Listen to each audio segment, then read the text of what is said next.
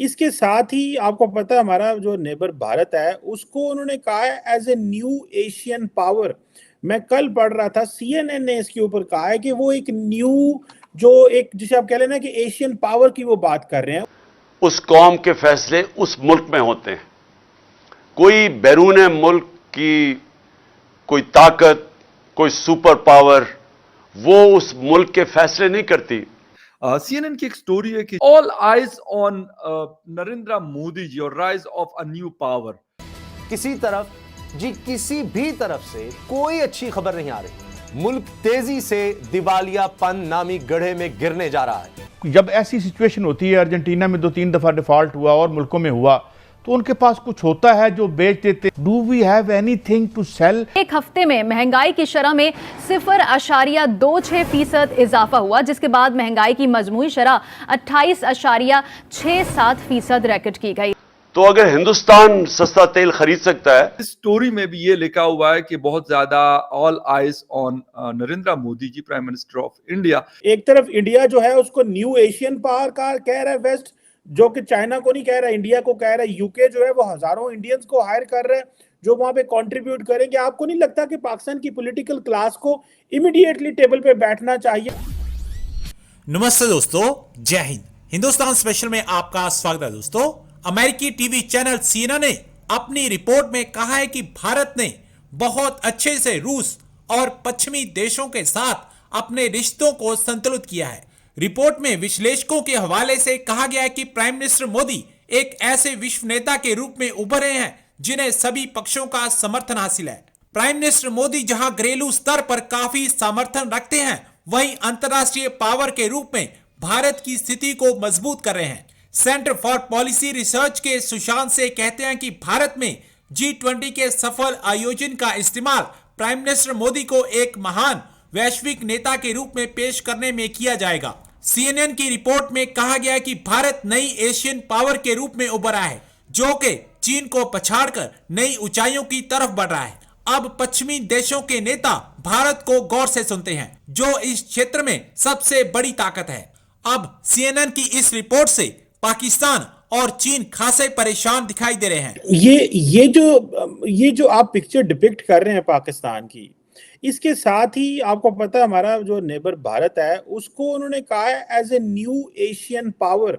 मैं कल पढ़ रहा था सीएनएन ने इसके ऊपर कहा है कि वो एक न्यू जो एक जिसे आप कह लेना कि एशियन पावर की वो बात कर रहे हैं। उधर यूके जो है उसने कहा है जी कि हम 3000 भारतीयों को जो है वो यूके में वेलकम कर रहे हैं, बिकॉज उनकी यूथ को जो है वेलकम कर रहे हैं। ये पाकिस्तान, आप नहीं समझते कि पाकिस्तान की लीडरशिप को इमीडिएट पॉलिटिकल स्टेबिलिटी चाहिए? एक तरफ इंडिया जो है उसको न्यू एशियन पावर का कह रहा है वेस्ट, जो कि चाइना को नहीं कह रहा, इंडिया को कह रहा है। यूके जो है वो हजारों इंडियंस को हायर कर रहे हैं जो वहां पे कंट्रीब्यूट करेंगे। आपको नहीं लगता कि पाकिस्तान की पॉलिटिकल क्लास को इमीडिएटली टेबल पे बैठना चाहिए ताकि हम अपने यूथ का मुस्तकबिल सेव कर सके? क्योंकि इमरान खान कहते हैं कि अगर मुझे आपने इलेक्शन ना करवाए तो मुल्क के अंदर सोशल अनरेस्ट हो सकता है।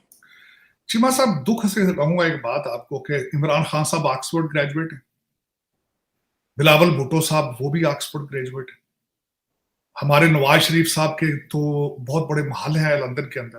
इन्हें सब पता है कि कौमें तरक्की किस तरह करती है। इनको कोई किसी नए भाषण की जरूरत नहीं।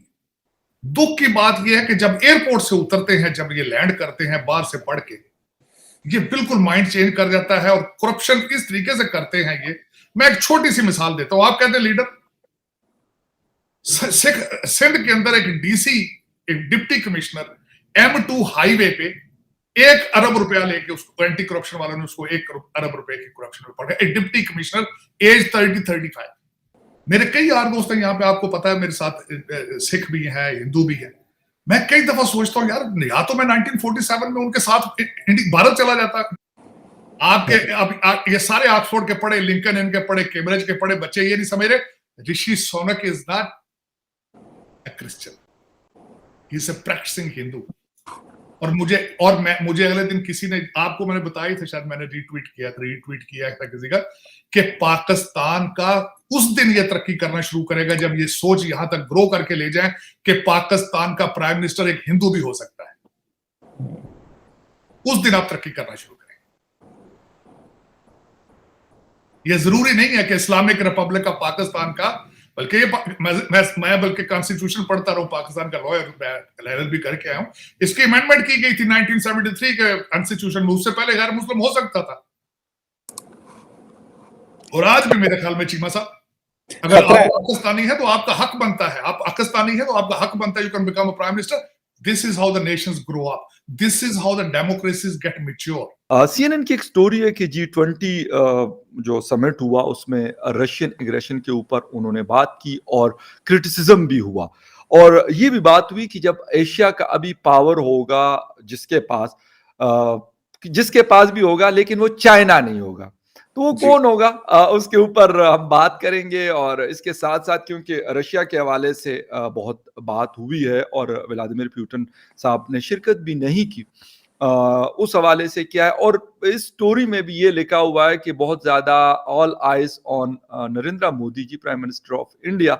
लेकिन हम अगर इस पे रहते हैं सुमित जी, सबसे पहले तो थैंक यू वेरी मच कि आपने शो ज्वाइन किया, लेकिन all eyes on Narendra Modi ji और rise of a new power, sir ये इस G20 के बाद हमें ये चीज हुई। हालांकि हम अगर देख रहे हैं तो बहुत अरसे से ये चीजें देख रहे हैं, हवा बहुत अरसे से चल रही, लेकिन यहाँ पे एक शायद जो G20 के जो लीडर्स हैं वो सब इस बात पे मुत्तफिक हैं, एग्री हैं कि यार अब ऐसा है कि चाइना से ये पावर किसी और को ट्रांसफर हो। अब की बार उस चीज को समिट को डिरेल करने से रोका गया।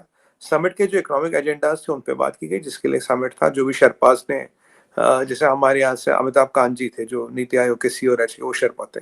हर कंट्री के एक शर्पा होता है जो एजेंडा को फाइनलाइज करते हैं। एजेंडा को फाइनलाइज किया गया, सारा चीज चला एज पर एजेंडा, कोई चीज एजेंडा से हटी नहीं, कोई चीज घटी नहीं, और रशिया बैशिंग नहीं हुई, रशिया का क्रिटिसिज्म नहीं हुआ, और एजेंडा हाईजैक नहीं हुआ। इसी दौरान वो पोलैंड वाला मिसाइलों वाली समस्या भी आ गई, उसको भी मैनेज किया गया। और एंड जॉइंट डिक्लेरेशन अगर आप देखें तो उसमें लिखा है it's era of peace not war.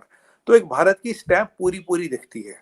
अब कहते हैं कि अब दुनिया इस चीज को जिसे कहते हैं ना, जब ब्रांड लिया गया है, ये CNN कह रहा है, ये CNN कह रहा है, ना आप कह रहे हैं ना मैं कह रहा हूं, ये सुमित पीर साहब कह रहे हैं ना फखर यूसुफजई कह रहे हैं, बिल्कुल ये कह रहे हैं कि भाई ये इसको मतलब जिसे कहते हैं ना कलेक्टिवली जो G20 के लीडर्स थे उन सब ने इस बात को उठाया, इसको जिसे कहते हैं ना टैग लाइन बनाया। बिल्कुल। और शी जिनपिंग इतना परेशान हो गया, उससे जाके शेस्टन ट्रूडो को पकड़ लिया, उसको सर उस पे आएंगे, वो बिल्कुल मैंने पूछना आपसे, उस टॉपिक का हिस्सा नहीं है लेकिन उस पे बात करेंगे। बिल्कुल। तो ये हुआ, जहां ये सब फायरवर्क्स थे एक कमरे में, वहां कुछ नहीं हुआ और एजेंडा चला। चाइना अपना एजेंडा नहीं चला पाया, और जो एक ग्लोबल एजेंडा था वो चला भी। फखर भाई जरूरी क्यों, देखिए अमेरिका आपका रिसेशन में ऑलरेडी, आपका रशिया रिसेशन में है, आपका यूरोप रिसेशन में, चाइना रिसेशन में, इंडिया रिसेशन में नहीं है, बाकी सारी कंट्रियां ऑलमोस्ट रिसेशन में जा चुकी है।